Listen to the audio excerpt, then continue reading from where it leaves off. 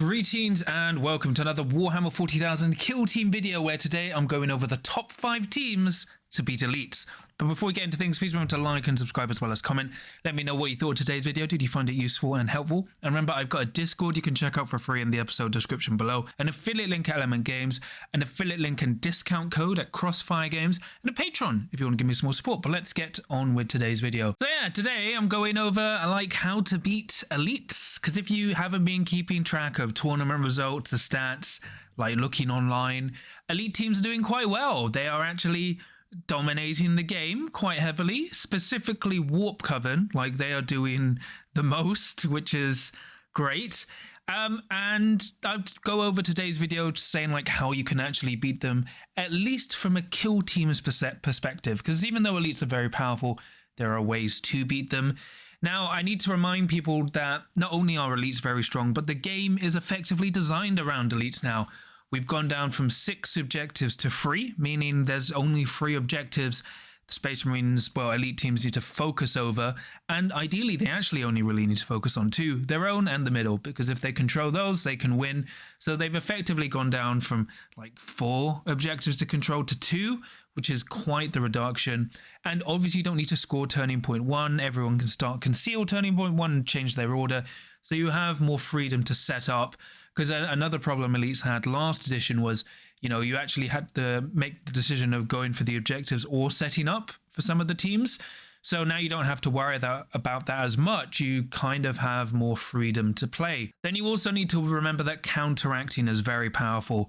So Space Marines specifically, like both Chaos and Imperial versions, when they can counteract on conceal, which is different to how the rule normally works. So effectively, if you have 12 activations, the Space Marine player will also have 12 activations.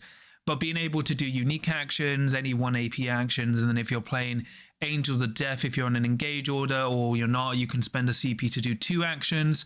So they become very, very flexible in ways people don't expect and are still learning. So just from the core game alone, elites are already at a huge advantage. And then also elites have been buffed overall. Like they've all basically gone up by 2 wounds to 14 wounds each, apart from Phobos, but they've gone to 7 inches of movement, and they've all had their rules tweaked up. They've got more effects, you know, they're doing more damage, they're more consistent, they can all double fight, double shoot. But for free now, most of them had to pay command points to do this. So they've just gotten more efficient, while the game has also gotten better for them overall, which kind of gives us a good background to go off of. So now I'll cover the teams that I think are good enough to beat elites. Oh, ignore this. Ignore. So for honorable mentions, we have novitiates. They are the only no honorable mentions. I did think about halfkin salvagers, but my problem with halfkin salvagers is they take too much time to set up. Like they have the jump pack warrior strat where they just alpha you. But the problem is once people learn how to play around that, you don't really have much else and you get overwhelmed quite quickly and struggle to play the main mission. But novitiates, I think, have legs. So technically they can beat elites because they can't die.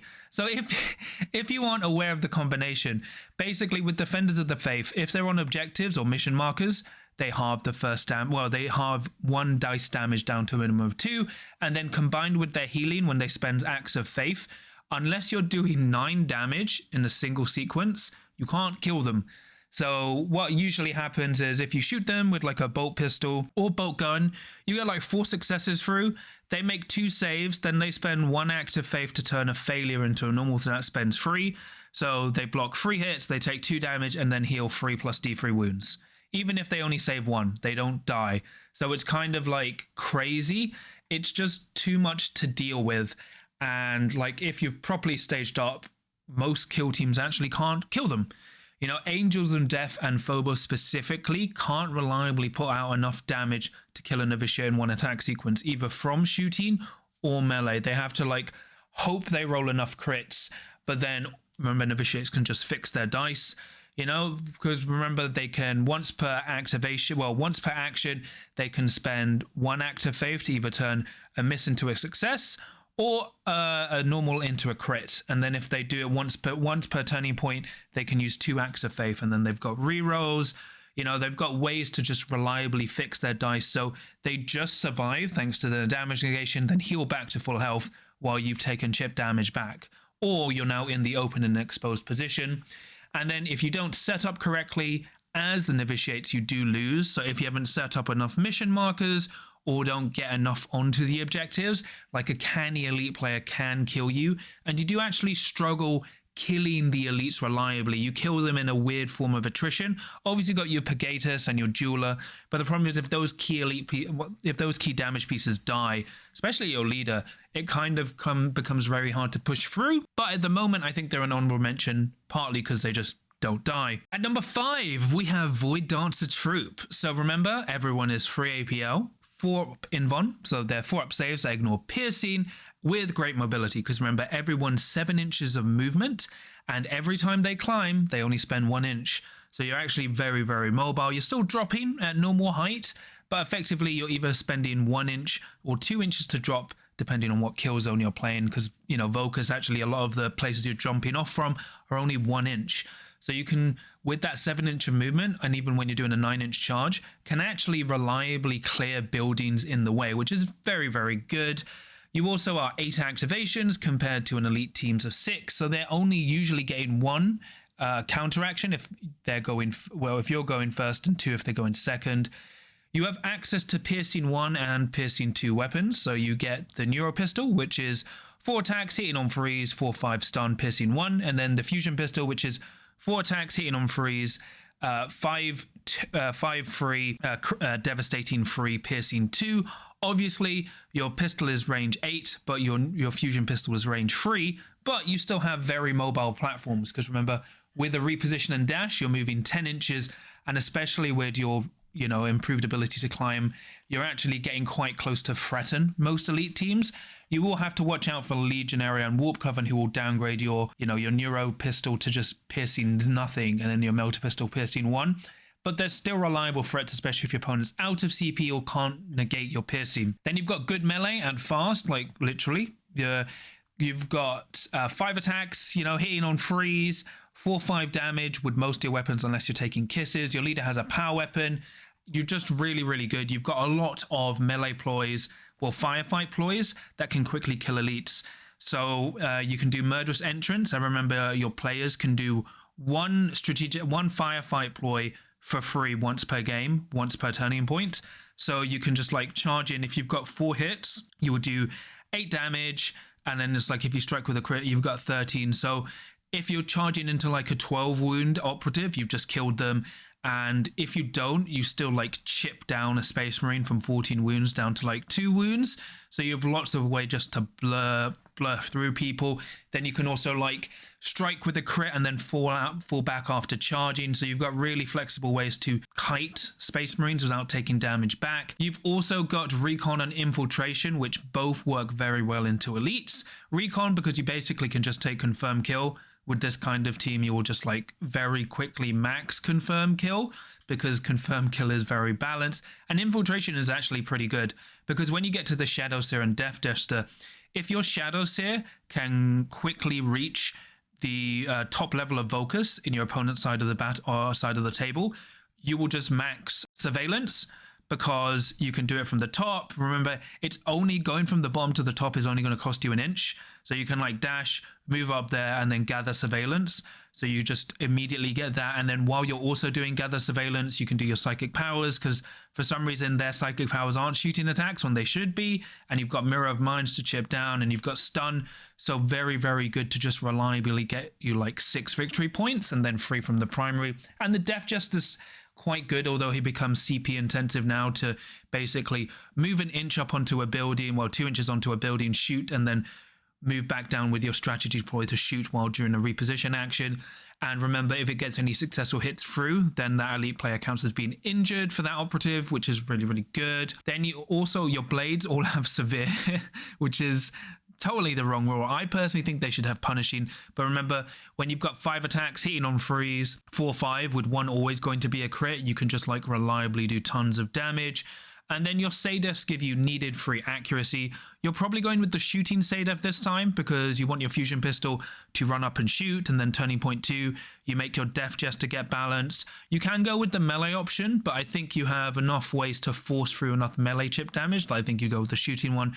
But otherwise, I think they're very, very good and have just been slept on quite a bit. Next, we have Hand of the Archon. I think they're number 4 personally. I know other people rate them higher, but pain tokens are way easier to get. You now get pain tokens from injuring enemy operatives, and when you kill an elite, you will get 2 pain tokens, although you can't really share them around too much apart from like your Flenser. But you can also, once per turning point, give someone a pain token, which then gives a warrior a pain token if you've taken that combat drug. So you have more ways to get free APL, which is very, very good, but also ways to like spend those pain tokens for accuracy and other things. You have access to 2 piercing 2 weapons. You never take the blast pistol. You always go with the blaster and the dark lance. The dark lance will delete a space marine that shoots that unless it's been downgraded to piercing 1. But even then, you know, you've got ways to force through enough damage. And then you've got the blaster, which is now 4/5 damage, but still piercing 2 with unlimited range. And that's great because then you still have other ways to force damage. You've got good melee threats with decent ranged harassment. As I said, you've got your piercing weapons for your ranged harassment, and then you've got your Crimson Duelist, who effectively should be able to charge. And then because it can effectively fight twice and parry twice, like when it blocks 2 successes. So you can like fight to injure someone, so Space Marine, so injuring them down. Then you fight again to kill them and get free pain tokens, which is really, really good. And you've also got your leader, who in this situation, you're probably giving the power weapon and splinter pistol. And you even got your Flenser, who is now 4/5 damage. And you can also spend equipment points to give everyone else who just has knives go to 4 attacks at 3/4, which is really, really good. You've also got the Torment Grenade, as well as, you know, the Bird.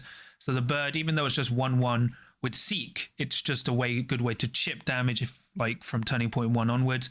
And then the Torment Grenade is really, really good because it's like a stun, but instead of stunning people, they take D3 damage and then D3 damage every time they activate, which actually makes it better for you to kill. And effectively, you can do this last activation turning point 1, especially if you've given them a pain token, because then you can reposition and dash 10 inches and then throw this grenade 6 inches as well. So very, very good. You've got Seek and Destroy with Recon, which is very powerful specifically into elites, because you could go Seek and Destroy, right, and go champion and go like, okay, well, I'm going first. Dark Lance is just going to delete like this Space Marine, so I get 2 points on champion. But then you can also go Recon and go like confirm kill, plant beacons. You've got very flexible ways to play, especially if you're playing Galadark, which is good. And you can force through lots of crit damage from Darkness Death, where if you start out of like visibility and like line of sight from an enemy target, you can turn a hit into a crit. So when you're like, even if your piercing's been downgraded, forcing through crits, multiple crits, because you can like roll 2 crits and 2 hits and then turn one of those normal hits into a crit with your added like re-rolls, is very, very good. So Hand of the Archon are great at killing elites. The only thing you still have to be worried about is against Turtling opponents, who will just force you to come for them. And then like if they quickly dismantle like your melee threats or your range threats, especially when you're running into like Legionary, who'll make you -1 to hit, or Warp Coven, who can like reliably chip you regardless of what you're doing with like Mind Burn, it still can be quite difficult. And that's why in this regard, because you still need some momentum to get going, I've rated them a little bit lower in this kind of scale. Then in third, we have Corsair Void Scarred. So they're fast. Everyone's pseudo free APL, because when they activate, they can do a free dash. Your leader can just do a free 1 AP action. You have access to 2 piercing 2 weapons. So you've got the Wraith Cannon, which is a bit immobile, but it's 4 attacks hitting on freeze, 6 free, devastating 4, piercing 2. It's heavy dash, but it's just like it will kill a marine when it shoots out. And you've got your fusion pistol on your Starstorm Duelist, who can pistol barrage and just like delete an elite, which, oh look, it rhymes. But you have really 2, like 1 super mobile piercing 2 weapon, and then 1 just like deleting piercing 2 weapon, which is very, very good because you can just flex around and have them cover 2 different parts of the board. Everyone who doesn't have a gun has a power weapon, which is also quite damaging, especially into opponents that have been chipped down. Remember, you're also 9 activations versus 6, so you should be able to kill a Space Marine with 2 Corsairs. you know, one will die, but then the other will kill, which is really good if you're doing it at the end of the turning point, because then if you win initiative, that operative can then charge and continue the sequence again. You've got infiltration and recon, which are great for facing into elites, because infiltration, once again, you've got surveillance, and then recon because you're probably going to go confirm kill. Confirm kill is just like amazing. You've got interruption abilities, so your leader on a D6 on a 4-up can like do a shoot action or fight action before your opponent, or you can use the Birdman. The Birdman can pick someone within 9, and then if basically your opponent moves within range, you can then charge them, and if you haven't used your bird, you can then fight first. So you can just cause a lot of disruption, which is a pain to a lot of elite players, especially if they're just trying to like move to shoot you, which is really, really good. You've got lots of rerolls now, so you get rerolls against enemy operatives on objectives and mission markers. So especially if you get like enemy operatives, because you can choose where your confirm kill marker goes. Confirm kill not only gives you VP, but also gives you more reroll auras, which is just really, really good. So if your opponent is trying to stop you getting them, they're going to be easier to kill. You've got teleports, because once again, you've got the Wayseeker's teleport as well as the Shade Runner. And when the Shade Runner teleports, it can do a slicing attack, which does 3 to 5 damage on someone, which when you combine with the shoot can really mess up elites. And you've also got a better Jester Scratch with the Warding Shield, where it can just ignore any one strike. It's really good if you put it on your Kernite Jeweler, because if you fight, you can either parry out their crits, and if they have one hit, like if they can't parry you out, if they can't block you out, they're just going to take no damage. It allows that operative to really punch above its weight, but even you can put that on any operative. And then also with your rerolls, you've got Punishing, which you can trigger when you're more than 5 inches from other friendly operatives. And considering most of your stuff is lethal 5-up, at least in melee, you're going to be pushing through a lot of damage into elites. And now you have added rerolls. It's really, really good. Like if your opponent doesn't respect your threat range, the Starstorm Duelist can easily kill a single Marine and then start a chain reaction where now if you go to engage that operative, then you get punished by the Wraith Cannon. And you even have ways to negate piercing, while downgrade piercing by 1 with equipment if they're shooting more than 3 inches away from you. So you can really force these close range engagements to then punish Marines at long range. And because you're so flexible, you can play the mission well. You already start with your momentum, so you don't have the problem hand that the Archon have in terms of getting going. So this is really, really good overall. Then we have Higher Attack Circle in number 2. They are great at chipping down elites, because you have lots of ways to, you know, force through just like enough hits to not kill a Marine, but slowly chip them over time while also healing back. Because remember, if a Space Marine doesn't kill you, at the start of the next turning point, you heal D3 plus 1 wounds.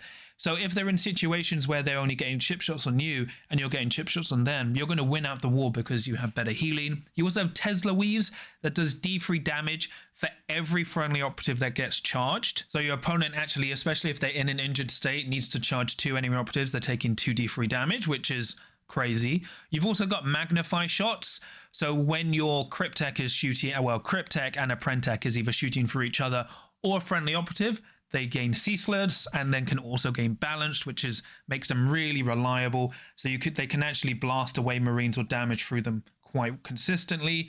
And then all 3 Crypteks are viable depending on how you want to approach the elite matchup. So for example, you've got the Cyclone Monster, who is better for more defensive play, where you're aiming to like chip down the opponent because you've got Piercing 2. You can stop their crits, delay their activations, make them harder to do mission actions.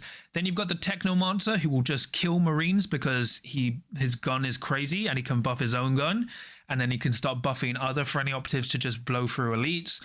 And because he can just give him Rending, Severe, where he already comes with Rending, but then gives himself lethal 5-up and Severe or Saturate, he can kind of just like blow up Marines.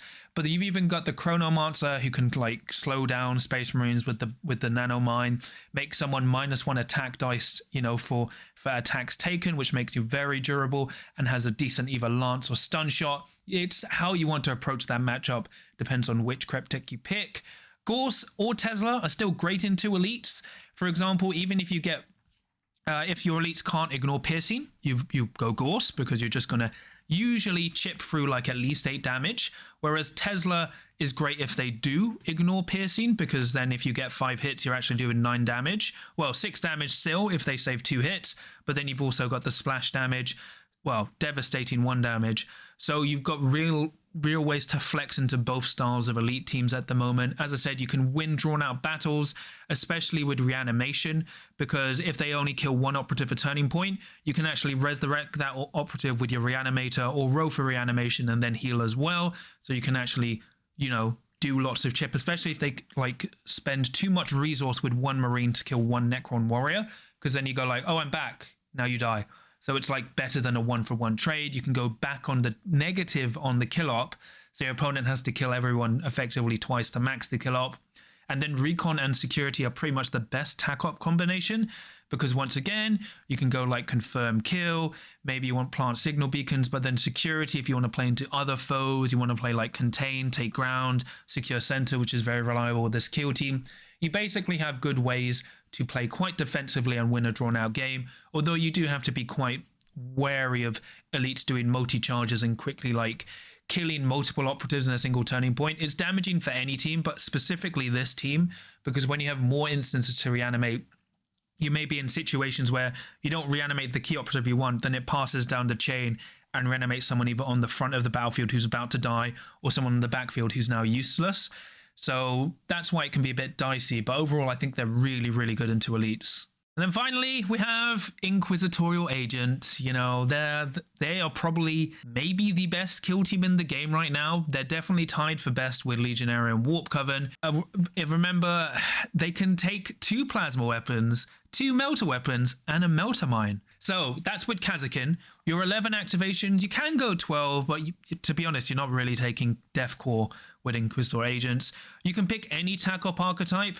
So, literally you can, but you're probably picking Recon for confirmed kill, but you could go Seek and Destroy, you could go Security, you could go Infiltration. It's whatever you think is beneficial for you on that kill zone and that mission you're playing into your opponent. You've got Absolute Authority and other ploys to shut down the opponent. Remember, Absolute Authority is only one ploy once per game. So, for example, but you can turn off like Warp Coven and Legionaries piercing for 1 crucial turning point, which is usually turning point 2. And then if you go full aggro, you're just blowing them away with your 2 melters and your 2 plasmas. But then you've also got your way to delay them. It costs 1 CP, then 1 CP more every time you use it to delay someone by D3 activations. You've got your ability to shoot someone within 4 inches instead of being in 2, so you can actually threaten them from further away. This is like really crucial into Death Guard, because Death Guard, their -1 to hit aura triggers at 3 inches, so you just like ignore that, depending on poison tokens and if it's the icon and stuff, but you basically get around a lot of -1 to hit auras. You have just lots of ways just to shut down people, which becomes very oppressive but very useful into elites. You've got decent melee threats and mobility if you take Kazakin, because once again, when you take the Kazakin, you take the Recon Trooper, who gives you a 5th strategy ploy for free, and its Dash or Aura not only works on like the Kazakin Gunners, but works on all your melee threats. So when you take the Quest Keeper, because it's effectively a Power Fist that hits on freeze, you also usually take the Death World Veteran or another melee operative, so you have ways to threaten from both angles instead of just shooting, and that kind of unpredictability and mobility is really, really powerful. So your opponent can't reliably hide away from you or push up too aggressively, because you can just run away.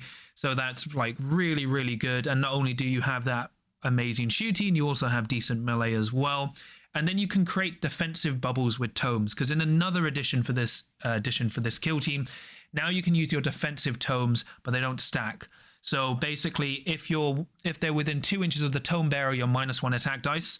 So even if you're shooting them from afar, so even if you're trying to alpha them, you can be in situations if an elite player is only pumping out 4 dice, they go down to 3, and even when they're pumping out 5, going down to 4 can make these weapons quite weaker. So you have ways to like sustain the counter attack, ways to punish if they push up too easily, and you have ways to get around their defensives, fix them in place. You have 11 activations. You do give them counter actions, but once you just start deleting pieces, because remember, you've got your Plasma Pistolier, your Kazakin Plasma Gunner, you've got your Kazakin Melter Gunner, your Servitor with a Multi-Melter, which is a melter gun with unlimited range, and then you've got your Melter Mine for blocking off points. You have lots of ways to just shut down elites. It's kind of like free reign. You do have to stage it all correctly, because obviously if you don't space things out, do things in the right sequence, elite players will like quickly overwhelm you. Or if you don't do enough damage on the turn you turn off the piercing, you're going to be in for a rough ride. but generally you have all the tools available to you just to shut down. I haven't even mentioned Quarry. So Quarry gives you Ceaseless, and every time you kill someone, it bounces onto someone else. So you can literally go first activation, melt a gun, kill someone. You've got your Mystic, who is going to turn a miss to a hit. So when you're shooting someone with the Mystic buff with Ceaseless, that effectively kills a Marine. It's like Ender Turning Point 1. You give the Mystic buff to the Melter Gun. The Melter Gun with 9 APL, well, no, 3 APL because you've taken the Kazakin Comms, who gives any 2 of your operatives +1 activation, +1 APL. You can reposition, dash, Melter Gun someone, and then bounce the Quarry onto someone else who's going to push up. So you have lots of ways to be super reliable, because remember, all the Kazakin hits on freeze, and all your good operatives hits on freeze as well, and they now all get Ceaseless. So you're just kind of crazy. Like, the only downside is your back, because you're going to have to carry like all these Inquisitor agent operative kill teams, which is going to really weigh you down. But otherwise, like, Inquisitor agents not only are the best at beating elites, but definitely one of the best kill teams, and maybe the best kill team in the game. So for my elite beat overview, yeah, you know, elites are tough. Not going to deny that. If you look at the stats, obviously Warp Coven are currently dominating the game, but that's fine. And then after Warp Coven, you actually have Inquisitor agents, and then like a few other teams than Legionary. So if you're looking out, it's basically Warp Coven and Legionary, with Plague Marines jumping up there now, because Plague Marines are also balanced. But there are ways to still beat elites. Obviously, it depends on some missions. Endgame missions kind of favor elites, which I didn't really touch upon. But active missions can also favor them. It's like, it's weird. I would actually say active missions are more preferable for elites, because then it forces people to engage on the midpoint where you get killed. So like the elite player can like feign going behind on the crit op turning point 2 to maximize kills, then go ahead turning point 3 and push forward. So missions can be kind of quite difficult. TAC op selection is key. You need to pick a TAC op that complements you as well as the kill zone. I was contemplating bringing up kill zones, but kill zones are difficult. Some elite kill teams don't like Gallowdark, some love them. Everyone is okay on Vocus, and then the problem with Beta Decima, Legionaries are worse on Beta Decima, but then you make Warp Coven almost undefeatable. So be wary if you're running Beta Decima, unless you are a Warp Coven player. And then in that case, run Beta Decima to your heart's content. There are still ways around. Obviously, like, it still comes down to dice. And you will notice the list is heavily Eldari focused, because Eldari teams have the most tools generally to kill elites. It's kind of the Eldari way, which feels good. But like the problem you have with those Eldari teams, they can still be quite dicey. They don't really have ways of ensuring hits outside of Corsairs, but even they need to make sure they get a crit. The biggest issue is, especially when it comes to Corsairs, you're still relying for dice to go your way. And the problem is, if you don't get enough dice, literally, if you don't get enough successes through, you just don't kill. But then the other problem is you're going to hit into this wall of Inquisition who will just destroy you. But it depends on whether you want to care about Inquisition or you just want to beat elites. But that's why I think all those Eldari teams are so good. Like, Void Dancer Troop are so good. They're so fast. Like, if you underestimate them as an elite player, they're going to murder you. And then also, like, Hyrotech are really, really good. The only problem with Hyrotech, they can do burst defense, but they're better, like, being more defensive, which can be quite boring for some people. But, like, you can make this really, really grindy out game where you'll win by, like, 2 or 3 points. It will just take a lot of energy out of you. And then obviously you have Inquisitor agents who are just really, really good at the moment. Definitely overtuned, but so are the elites. It's like, you know, the game isn't really balanced at the moment, but Inquisitor agents are definitely the best way if you want to beat elites. The only problem is you're going to have to struggle into beating other teams, and also Inquisition kind of don't really like Warp Coven that much. Warp Coven are a bit difficult, and I find Inquisition don't do as well when they play on Gallowdark and obviously Beta Decima, but something to keep in mind. But Inquisitor agents are just so flexible. You have so many ways. I think the only problem you're going to have is like analysis paralysis, because you have so many choices. But those, I think, are solid 5 list. And obviously you've got Novitiates, which they just don't die. And then Halfkin, like, I know Halfkin Salvages can do it, but I think they don't really cut it against Warp Coven, Legionary, and also Plague Marines. I think they have enough play to get around the tricks of Halfkin Salvages and just punish them for it. So, yeah, that's my list. Hopefully it's helpful. I tried to be more positive. You know, I tried to keep my Inquisition salt away, don't worry. But I wanted to give tips of how people can actually approach the elite matchup and beat them. Obviously, it's still a mission. Like, you can actually, if you can force your opponent to overcommit to the crit op as the elite, then you can, like, punish them and go for that. Like, elites still have to respect your threat ranges. A lot of the time I still see elite players kind of like go to like gung-ho, run in, and then just get like deleted by a Corsair player who's like, well, you're now in range of my Starstorm duelist who's just going to pistol you away and then move away, and then now I'm going to like warp cannon you and then smoke, and then I'm going to use my teleport to teleport me away. So it's like there's lots of ways to play. It's just the game is still quite in flux at the moment. And obviously we're all praying for that balanced data slate in December. But until then, hopefully this helps. But that's pretty much it for me today. Please remember to like and subscribe as well as comment. Let me know what you thought of today's video. Did you find it useful and helpful? And remember, I've got a Discord you can check out for free in the episode description below. An affiliate link at MN Games, an affiliate link and discount code at Crossfire Games, and a Patreon if you want to give me some more support. And I'll quickly shout out my patrons. So for my adepts of the crit, I have Zombie Businessman, Tom, Supercow, Stephen, Sam, Professor, Nick, Mercenary Q, Mr. Meatwad, Lucas, John Thomas, Graham, Fangzu, Draken, Dave Meatswell, Darcy, Dad of Goldens, and Chris. And then for my veterans of the crit, I have Samja and Mark. So thank you so much for all your support. It really means a lot to me and helps support the channel. I'm still a bit sick, but getting a bit better. Managed to survive for this video. I have another video on Thursday. I need to figure out what I got to do. And then I've got a tournament on Friday. Oh no, a tournament on Saturday. So if you're in like Bad Moon on Saturday, come say hi. I'll be around playing my Legio. It's like the big London tournament before Worlds. And then next week, I'm at the World Championships of Warhammer. So yeah, it's going to be fun. So remember, no matter what elite player you're facing against, you always have a chance to beat those Space Marines, whether loyalists or chaos, as long as you can roll a crit.